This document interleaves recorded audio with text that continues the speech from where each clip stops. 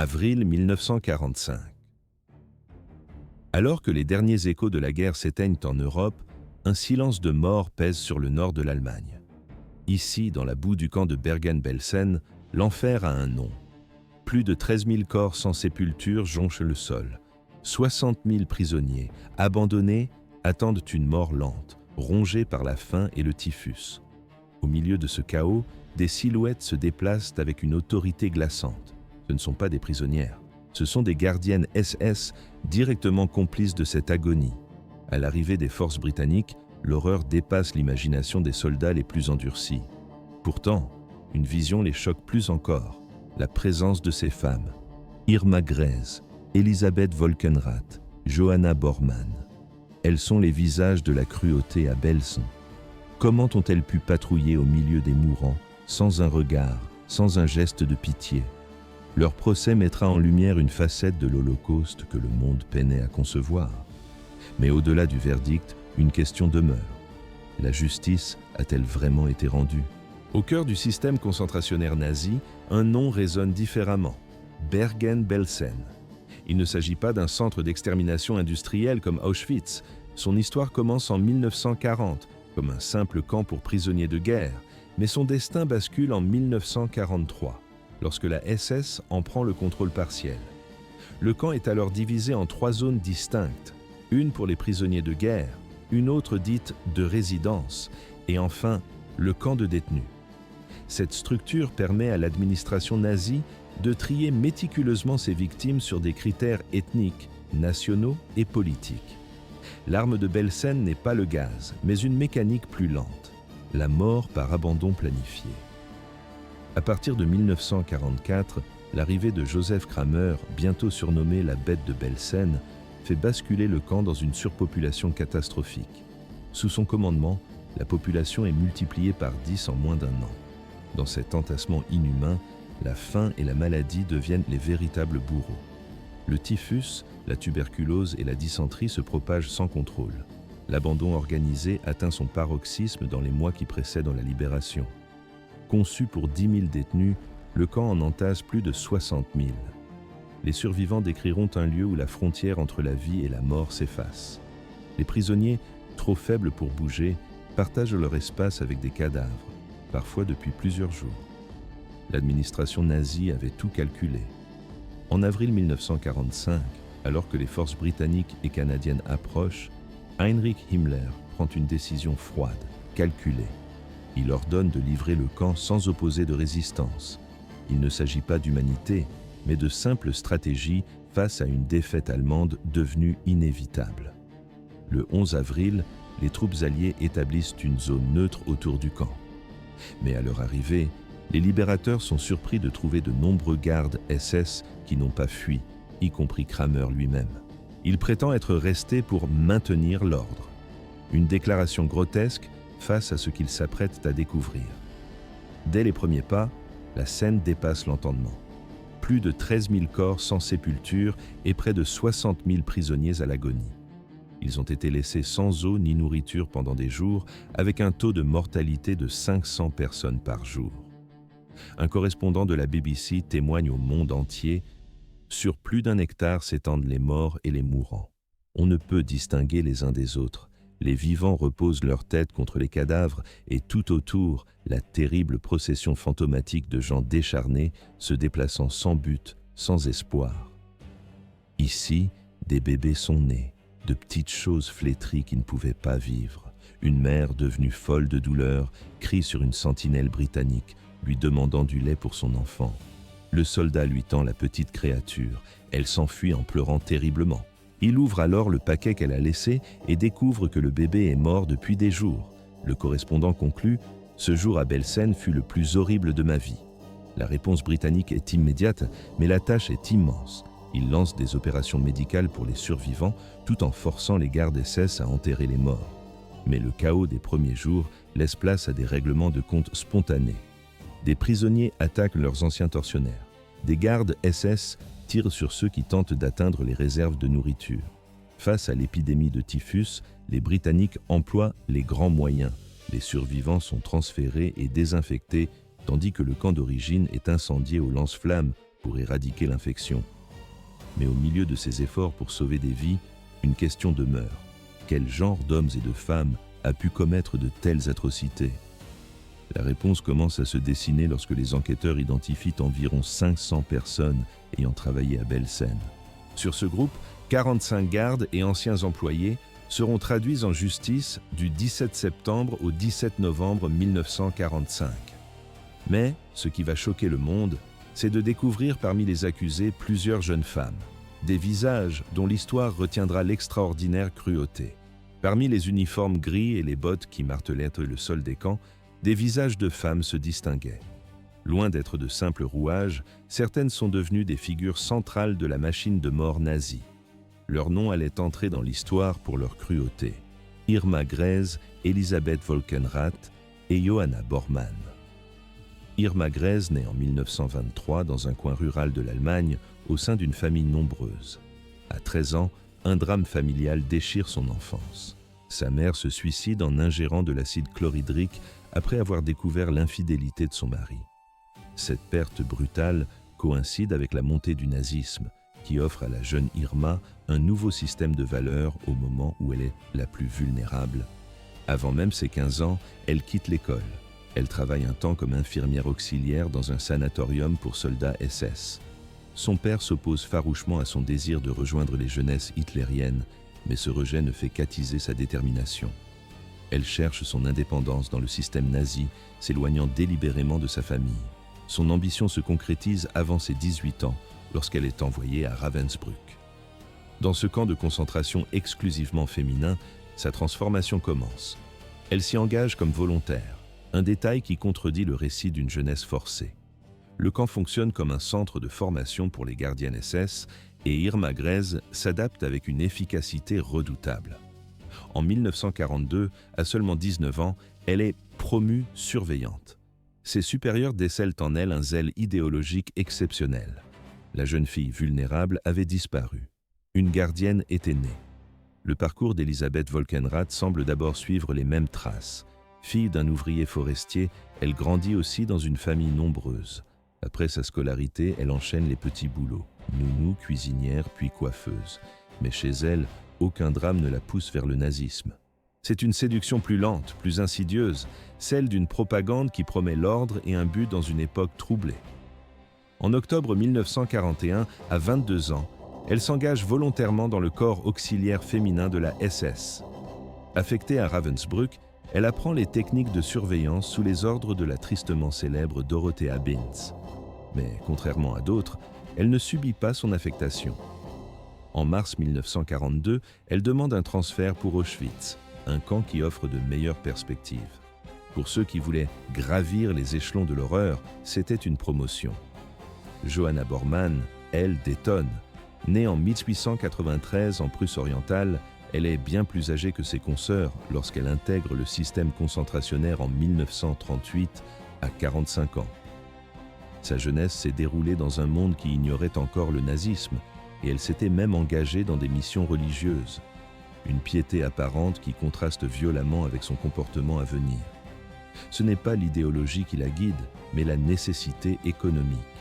Elle débute comme employée civile dans les cuisines de Lichtenberg, le premier camp pour femmes, avant d'être transférée à Ravensbrück. Contrairement à Grese et Volkenrath, Bormann n'a pas été façonnée par l'endoctrinement nazi depuis l'adolescence. Le système des camps allait pourtant la transformer. Elle est la preuve que la machine concentrationnaire pouvait broyer les âmes, même celles qui semblaient bâties sur des valeurs opposées à la cruauté. Sous le ciel bas et gris d'Auschwitz-Birkenau, en 1943, les trajectoires de ces trois femmes convergent. Irma Grese y est transférée après avoir été remarquée par ses supérieurs, gravissant rapidement les échelons de la hiérarchie SS. En apprenant son travail, son propre père la renie et la chasse du domicile familial. Cette rupture la pousse peut-être plus profondément encore dans son rôle de gardienne, où elle trouve une indépendance, un pouvoir et un nouveau sentiment d'appartenance. Elisabeth Volkenrath arrive aussi à Auschwitz. D'abord affectée à l'atelier de couture, elle passe ensuite à la section des femmes de Birkenau. Son service est interrompu par la maladie, c'est le typhus, celui-là même qui décime les prisonnières à cause des conditions qu'elle contribue à imposer. Une fois remise, elle revient superviser le bureau des colis et de la correspondance, un poste qui lui donne un contrôle absolu sur des ressources vitales pour les détenus. Joanna Bormann, elle, rejoint Auschwitz-Birkenau en mai 1943, d'abord pour les commandos de travail extérieur avant d'exercer à l'intérieur du camp. Pour toutes les trois, Auschwitz marque une escalade. Ici, elle ne se contente plus de surveiller les prisonnières, elle participe activement aux sélections qui envoient des femmes et des enfants directement vers les chambres à gaz.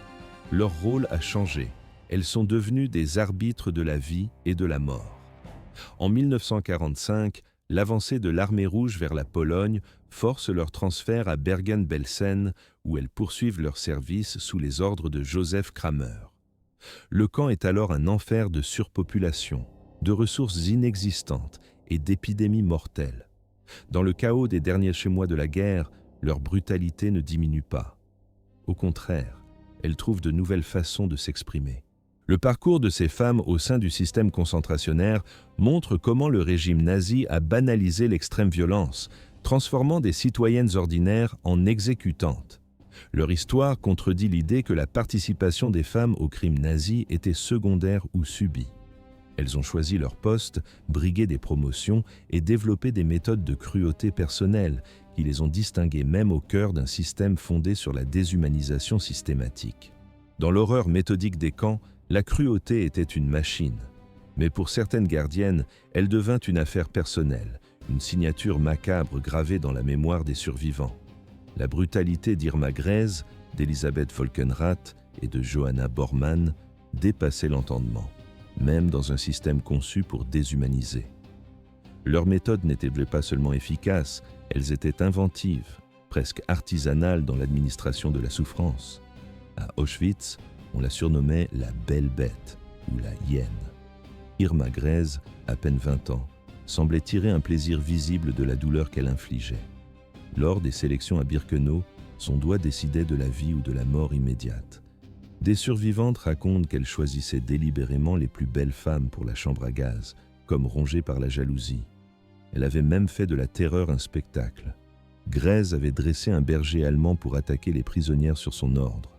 Des témoins la décrivent, ordonnant à l'animal de déchiqueter ses victimes, regardant la scène avec une satisfaction glaçante, tandis que le chien mutilait des femmes déjà affaiblies. À ces attaques, elle ajoutait ses propres coups, portés avec des fouets ou des bottes à bout ferré pour un maximum de dégâts. Son sadisme prenait aussi une dimension sexuelle. Les procès révéleront ses liaisons avec des officiers SS, tandis qu'elle exerçait un pouvoir absolu sur les détenus, parfois forcés de satisfaire ses caprices. Dans son monde, la violence était la seule loi. Moins connue du public, Elisabeth Volkenrath exerçait une terreur tout aussi méthodique. En tant que surveillante en chef du secteur des femmes à Auschwitz, son autorité était immense. Une survivante, Vera Fischer, témoignera qu'un seul de ses passages à tabac l'a laissée à l'infirmerie pendant 3 semaines. D'autres l'auraient vu près de 80 fois frapper des prisonnières avec une matraque en caoutchouc, jusqu'à ce qu'elle perde connaissance. Le cas d'Helena Copper illustre sa cruauté calculée. Accusée de posséder une bague, Helena fut forcée de courir derrière un vélo jusqu'au quartier général SS. Là, Volkenrath la roua de coups avant de l'enfermer dans une cave avec du pain et de l'eau tous les 3 jours. Libérée, elle fut assignée au nettoyage des latrines, où elle contracta le typhus. Volkenrath inventait aussi des punitions collectives, qu'elle appelait le sport. Des exercices épuisants infligés à des femmes déjà malades et sous-alimentées qui se terminaient souvent par la mort. Un jour, elle surprit une détenue malade en train de manger des légumes. Elle la força à s'agenouiller, les bras tendus au-dessus de la tête, tenant les légumes volés pendant 4 heures. Quand la femme s'effondra, Volkenrath la battit jusqu'à l'inconscience. Puis elle interdit à quiconque de l'aider. Il faudrait attendre la tombée de la nuit. Le cas de Joanna Bormann, surnommée « la femme au chien », est peut-être le plus troublant. Décrite comme une femme pieuse dans sa jeunesse, elle développa dans les camps une fascination pour la souffrance qui semblait anéantir tout ce qu'elle avait été. Comme Grez, elle excellait dans l'utilisation des animaux comme instruments de torture. Son berger allemand était devenu le prolongement de sa volonté punitive. Lors d'une marche de retour vers Auschwitz, une prisonnière à la jambe enflammée ne pouvait plus suivre le rythme. Bormann lâcha son chien sur elle. L'animal déchiqueta littéralement la femme sous les yeux des autres. Elle fut emportée sur une civière. Personne ne la revit jamais. Dans le silence glacé d'Auschwitz, la violence est un langage quotidien. Ruana Bormann agrippe une prisonnière par les cheveux et la projette au sol. D'un geste, elle lâche son chien qui s'acharne sur la femme jusqu'à ce que le sang se répande sur la terre gelée. Le calvaire de la détenue s'achève au bloc 25, l'antichambre des chambres à gaz. Cette sélection n'est pas un hasard. Bormann collabore étroitement avec Joseph Mengele, choisissant elle-même les cobayes pour les expériences de l'ange de la mort. Au début de l'année 1945, Bormann, Grèze et Volkenrath sont transférés à Bergen-Belsen. Le camp est au bord de l'effondrement total. 60 000 prisonniers s'entassent dans des baraquements conçus pour 10 000. Le typhus, la tuberculose et la dysenterie fauchent les rangs des détenus jour après jour. Dans ce nouveau paysage de désolation, la cruauté allait trouver de nouvelles formes. À Belsen, il n'y a pas de chambres à gaz. La mort vient de la faim et de la maladie. Les 3 gardiennes adaptent simplement leur méthode. Des témoins racontent qu'Irma Grèze continue d'abattre froidement des prisonnières au hasard de ses rondes. Elisabeth Volkenrath, elle, poursuit son régime de passage à tabac mortel. Et Johanna Bormann utilise toujours son chien pour terroriser des corps déjà affaiblis par l'inanition. Ce qui est particulièrement troublant, c'est leur obstination. Alors que la défaite allemande est imminente et que beaucoup de gardes fuient face à l'avancée des Alliés, elles restent. Jusqu'à la libération du camp, elles continuent leurs sévices, sachant pertinemment qu'elles seront bientôt capturées. Cette persistance suggère bien plus que la simple obéissance. C'est l'adhésion totale à leur rôle de bourreau. Leur terreur n'est pas seulement physique, elle est psychologique, instaurant une peur imprévisible et constante. Irma Grèze prend l'habitude de siffler doucement en arpentant les allées du camp.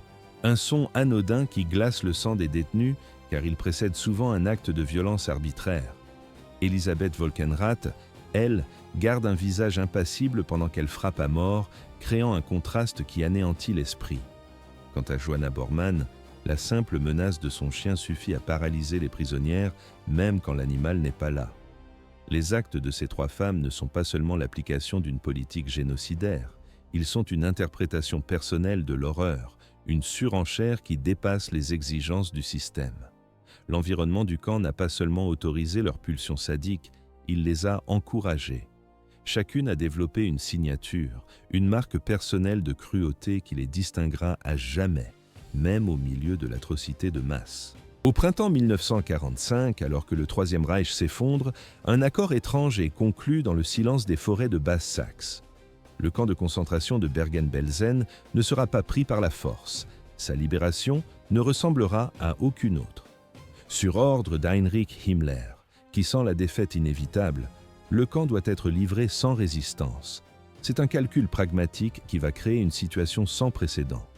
Les gardes SS, parmi lesquels Irma Grèze, Elisabeth Volkenrath et Johanna Bormann, reçoivent l'ordre de rester sur place. Elles attendent l'arrivée des forces britanniques et canadiennes. Lorsque les Alliés établissent une zone neutre autour du camp, la scène est surréaliste. Le commandant, Joseph Kramer, est non seulement présent, mais il se présente aux officiers britanniques, affirmant être resté pour maintenir l'ordre. Une déclaration grotesque face au chaos humanitaire absolu qui règne derrière les barbelés. Les 3 gardiennes, elles non plus, n'ont pas fui. Elles ne mesurent pas encore la portée de cette décision. Un officier britannique, le lieutenant-colonel Mervyn Wilkes Gonin, décrira plus tard sa stupeur. Le personnel du camp semblait s'attendre à des félicitations pour leur gestion dans des circonstances difficiles. Ils furent visiblement choqués lorsque nous les avons placés en état d'arrestation. Le 15 avril, lorsque les troupes britanniques pénètrent enfin dans l'enceinte, la réalité dépasse l'entendement. Plus de 13 000 corps sans sépulture jonchent le sol, entassés près des baraquements. Près de 60 000 prisonniers agonisent, rongés par la faim et la maladie. Le typhus, la tuberculose et la dysenterie se propagent sans contrôle. Chaque jour, 500 personnes meurent encore. Dans ce paysage apocalyptique, retrouver les gardiennes n'est pas difficile. Les survivants qui en ont encore la force les désignent immédiatement aux soldats. Irma Grèze, jeune et reconnaissable, est pointée du doigt par de multiples témoins. Son visage souriant lors des sélections reste gravé dans les mémoires. Elisabeth Völkenrath tente de se fondre parmi les prisonniers en vêtements civils, mais elle est vite démasquée par des rescapés d'Auschwitz. Johanna Bormann, plus discrète, est trahie par le souvenir de son chien, dressé pour attaquer les détenus. Bientôt, elles sont toutes les trois arrêtées, avec 42 autres membres du personnel. Les autorités britanniques improvisent alors une forme de justice immédiate. Les gardes capturés, y compris les trois femmes, sont contraints de participer à l'enlèvement des milliers de cadavres. Sous la surveillance des soldats, les bourreaux sont forcés de faire face aux conséquences directes de leurs actes. Des photographies historiques capturent ce moment macabre. On y voit Irma Grese, le visage tendu mais impassible, transportant des corps. D'autres clichés montrent Elisabeth Völkenrath chargeant des fosses communes creusées par les bulldozers.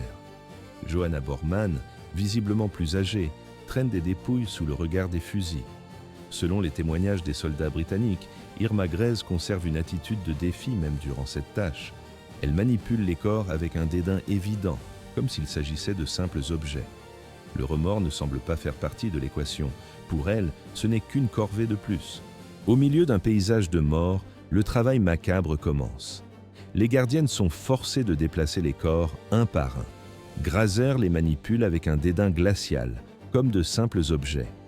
Völkenrath, elle, est prise de nausée et vomit durant la tâche, tandis que Bormann travaille mécaniquement, le visage fermé, impénétrable.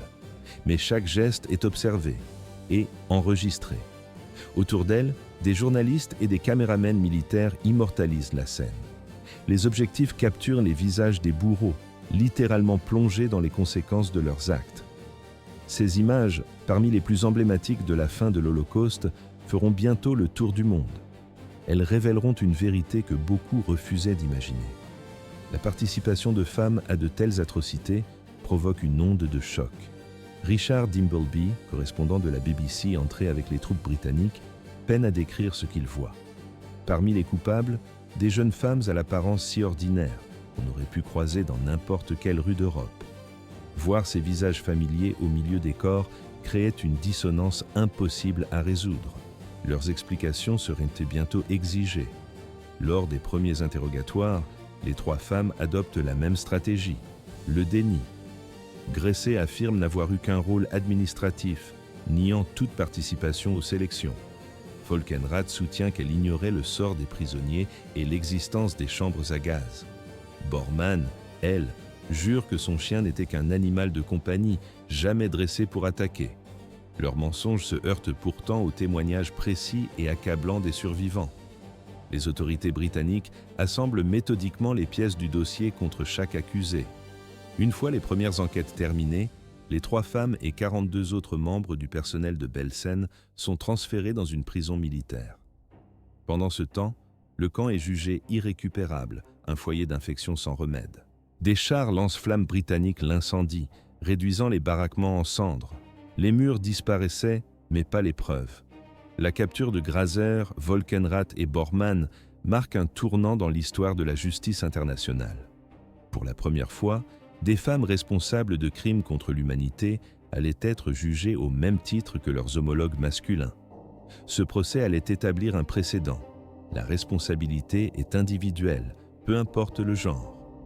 L'image de ces trois femmes au milieu des montagnes de cadavres venait de briser un tabou sur la nature du mal. Dans le silence de l'automne 1945, la petite ville allemande de Lüneburg retient son souffle. Un procès sans précédent est sur le point de commencer, une confrontation judiciaire qui va marquer l'histoire. C'est le procès de Belsen, officiellement celui de Joseph Kramer et de 44 co-accusés. Pour la toute première fois, des femmes vont être jugées de manière systématique pour crimes contre l'humanité. Le tribunal militaire britannique, dirigé par le major général Bernie Ficklin, se réunit sous l'autorité d'un décret royal. L'acte d'accusation repose sur deux chefs principaux, les crimes commis à Bergen-Belsen et ceux perpétrés à Auschwitz-Birkenau. Cette double juridiction est une manœuvre légale cruciale. Elle permet de poursuivre les accusés pour des actes commis sur le territoire polonais, ramenant les horreurs d'Auschwitz au cœur d'une salle d'audience allemande. Pendant 54 jours d'audience, Les témoignages des survivants se succèdent, mais les preuves les plus accablantes sont projetées sur un écran. Ce sont des films, tournés par l'armée britannique à la libération de Belsen. Des montagnes de corps, des survivants aux allures de spectres. Ces images en noir et blanc, granuleuses et insoutenables, remplissent la salle de silence. Le contraste avec les accusés est saisissant. Assise dans le box, elle porte des vêtements propres, presque impeccables. Parmi elles, Irma Grese.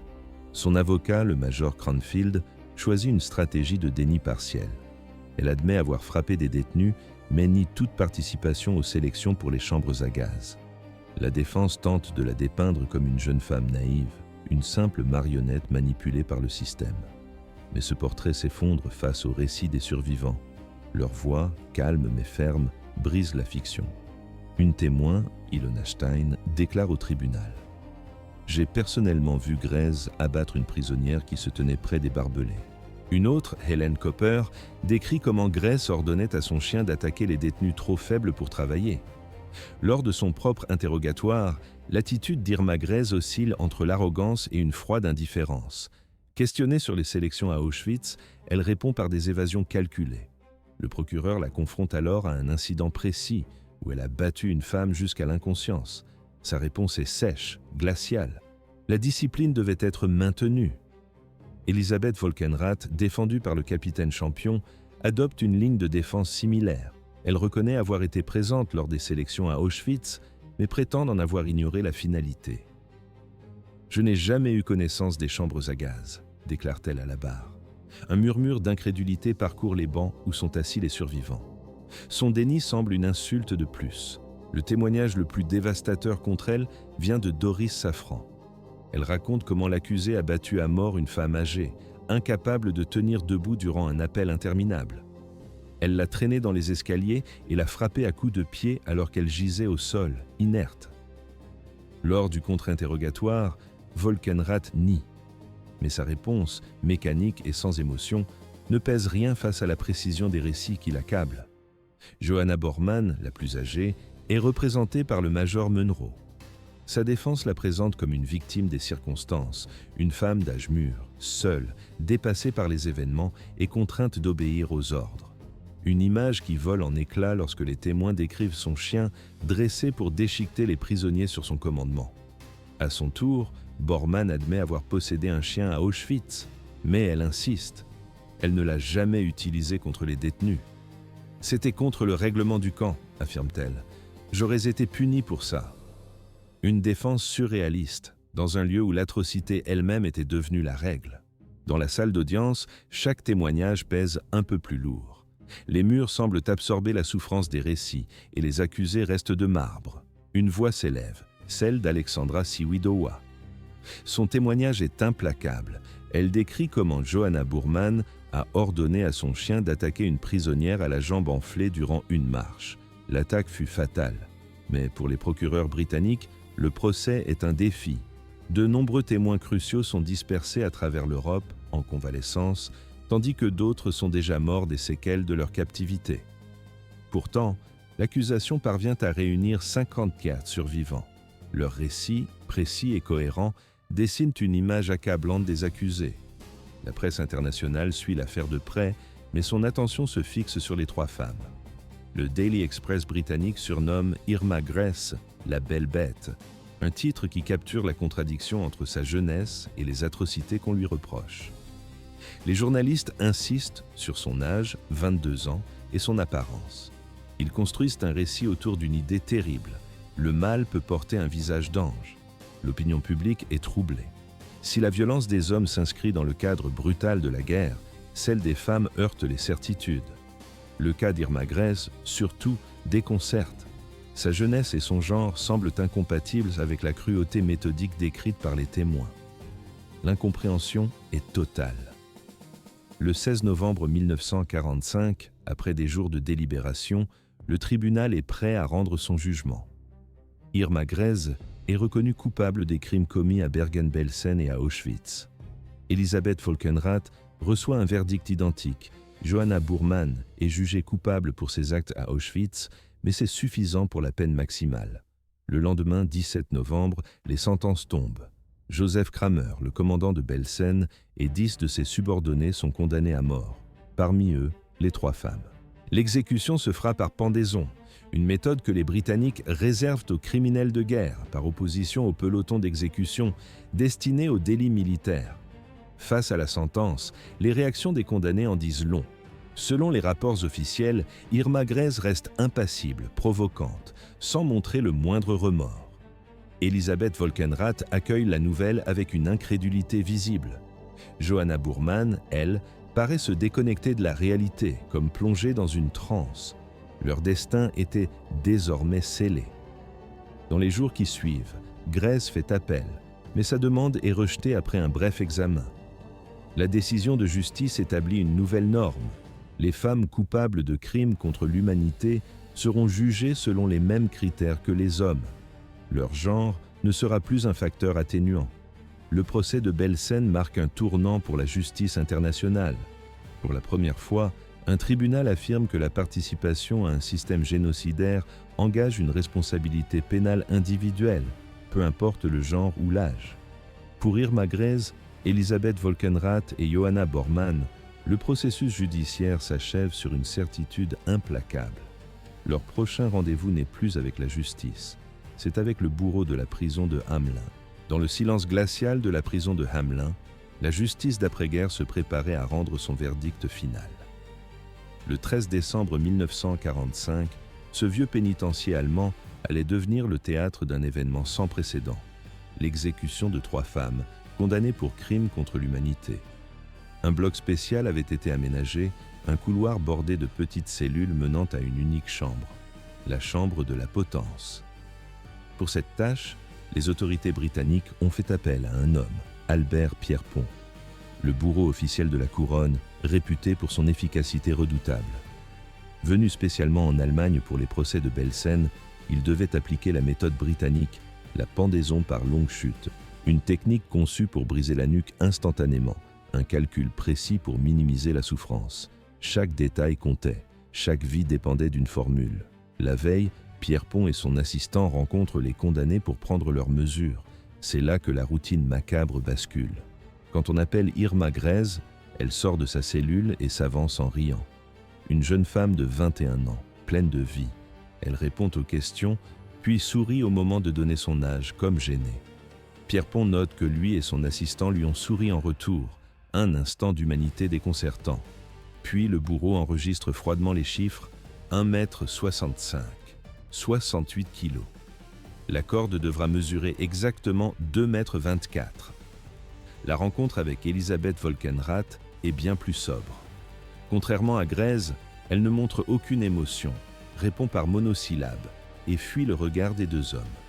Pierrepont prend ses mesures, 1,62 m pour 65 kg, et calcule la longueur de corde nécessaire. Puis vient Johanna Boorman. À 52 ans, elle boite dans le couloir, l'air vieilli et hagard. Elle tremble en montant sur la balance et murmure en allemand « J'ai mes sentiments ». Ce fut sa seule déclaration. Une fissure de vulnérabilité chez une femme qui n'avait montré aucune pitié. Le matin du 13 décembre, tout est réglé avec une précision militaire. 11 personnes doivent être exécutées, les 3 femmes d'abord, individuellement, puis les hommes, par paire. Une décision prise peut-être pour abréger leur attente.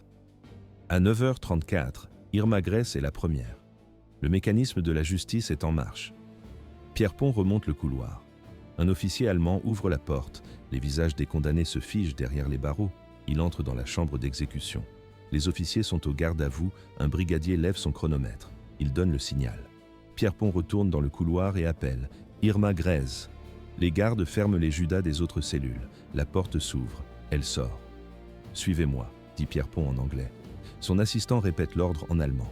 Elle entre dans la pièce, observe un instant les officiers qui l'entourent, puis marche jusqu'au centre de la trappe sur une marque tracée à la craie. Elle se tient là, parfaitement droite. Au moment où Pierrepont lui place la cagoule blanche sur la tête, elle dit d'une voix calme « Schnell ». Vite. La trappe s'ouvre. Un médecin la suit dans la fosse et confirme sa mort. Ce dernier mot, défi, résignation ou simple requête, fut sa déclaration finale. À 10h04, c'était au tour d'Elisabeth Volkenrath. La porte de la chambre d'exécution s'ouvre dans un silence pesant. Le mécanisme de la justice est en marche, froid et implacable. Elisabeth Wolkenrath est conduite vers son destin. Le bourreau, Albert Pierrepoint, l'immobilise d'un geste précis et la guide jusqu'à la marque de craie sur la trappe. Contrairement à Irma Grese, elle ne prononce aucune parole. La trappe s'ouvre. La chute est calculée, la mort instantanée, due à une fracture cervicale. À 26 ans, l'ancienne apprentie coiffeuse devenue superviseuse de camps de concentration achève sa course sous la justice britannique. La dernière des 3 femmes, Johanna Bormann, monte sur l'échafaud à 10h38. À 52 ans, elle semble affaiblie, presque frêle et contraste fortement avec ses jeunes compagnes. Pierrepoint note qu'elle a besoin d'aide pour gravir les marches. Le protocole se déroule à nouveau, immuable. Une fois la mort constatée, son corps est évacué pour laisser la place aux condamnés suivants. Les hommes attendirent leur tour. Après les femmes, Pierrepoint poursuit sa tâche avec les prisonniers masculins. Joseph Kramer, la bête de Belsen, est exécuté à 12h19, en même temps que le docteur Fritz Klein. Les autres condamnés suivent, par paire, jusqu'à ce que les 11 exécutions prévues ce jour-là soient terminées. Une fois les décès officiellement confirmés, les corps sont placés dans de simples cercueils avant la crémation. Les autorités britanniques veulent éviter tout futur pèlerinage de sympathisants nazis. Aucune tombe ne sera tolérée. Les cendres sont dispersées dans un lieu tenu secret, probablement dans l'enceinte même de la prison. La précision de Pierrepoint durant cette journée hors norme établit un standard pour la justice internationale. Il insiste sur la dignité du processus, même pour les auteurs des pires atrocités. Son geste n'est pas celui de la vengeance, il est celui de la justice. Les effets personnels des exécutés sont remis à leurs familles quand elles peuvent être retrouvées. Parmi les possessions d'Irma Grese, on découvre une somme d'argent considérable. 440 Reichsmarks en liquide et un livret de banque affichant un solde de 4400 Reichsmarks. Pour mettre en perspective, un ouvrier textile gagnait alors environ 76 Reichsmarks par mois. Le profit matériel de sa cruauté était désormais exposé au grand jour. L'exécution de ces 3 femmes marque un précédent historique. À seulement 22 ans, Irma Grese devient la plus jeune femme exécutée sous la loi britannique au XXe siècle. Elles sont aussi les seules femmes que la Grande-Bretagne exécutera après la guerre, soulignant la gravité exceptionnelle de leurs actes, même dans ce contexte d'atrocité généralisée. En ce jour de décembre 1945, la justice rendue à Hamelin affirmait un principe nouveau, la responsabilité personnelle face aux crimes contre l'humanité, peu importe le genre, l'âge ou le rang. Pour les survivants des horreurs d'Auschwitz et de Bergen-Belsen, ce n'était pas seulement une punition, c'était la reconnaissance officielle de leur souffrance. Dans le silence glacial de la prison de Hamelin, la justice des vainqueurs s'apprêtait à tomber.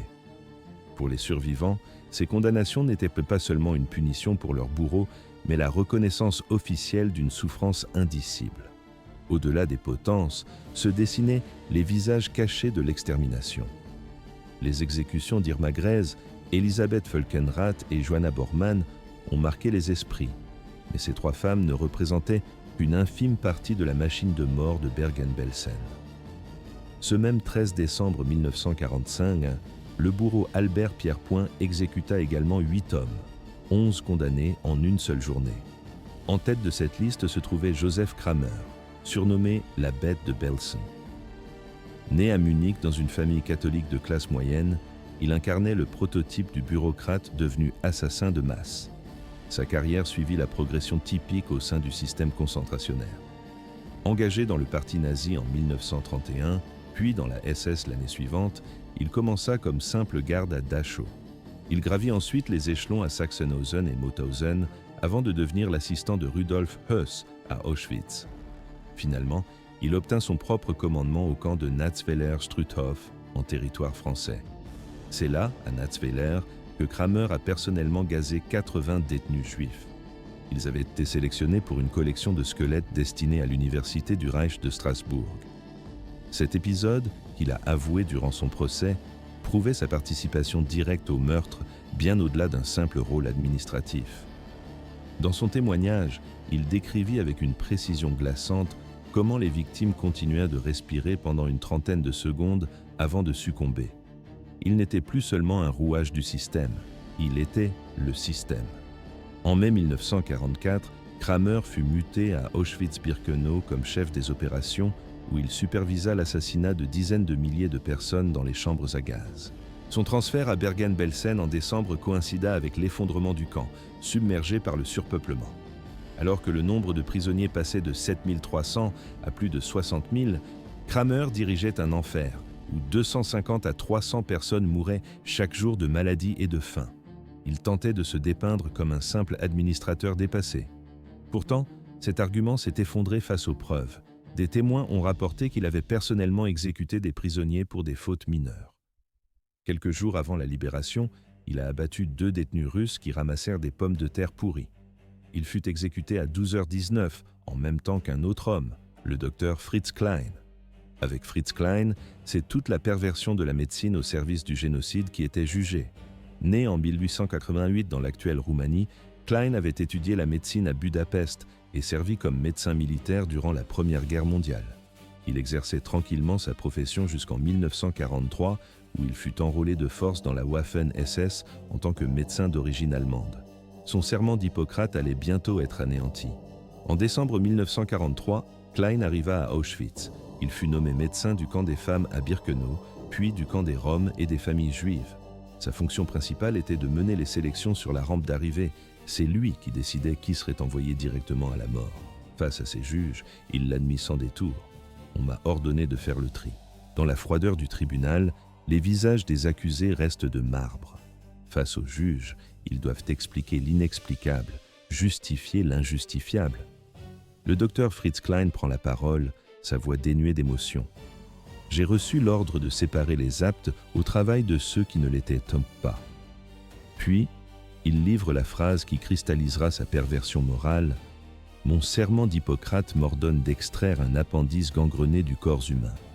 Les Juifs sont l'appendice gangrené de l'humanité. » Pour lui, le meurtre était une opération chirurgicale. Franz Hössler a suivi un parcours similaire à travers l'horreur des camps. D'abord cuisinier à Dachau, il est transféré à Auschwitz en 1940. Là, il supervise l'exécution de centaines de prisonniers. Mais c'est à Birkenau, en tant que responsable du camp des femmes, qu'il perfectionne l'art de la tromperie. Il accueillait les victimes avec des paroles rassurantes. « Ceci n'est pas un lieu de vacances, mais un camp de travail. Nous veillerons à votre santé. » Quelques minutes plus tard, ils étaient conduits vers les chambres à gaz. Même ceux qui n'étaient pas des gardes directs participaient à la brutalité. Karl Franzio et Ansgar Pieschen étaient cuisiniers à Bergen-Belsen, chargés de nourrir le personnel SS. Pourtant, tous deux ont été reconnus coupables d'avoir abattu des prisonniers qui tentaient de récupérer des restes de nourriture. Ces meurtres, commis jusqu'à la veille de la libération, montraient une violence devenue ordinaire.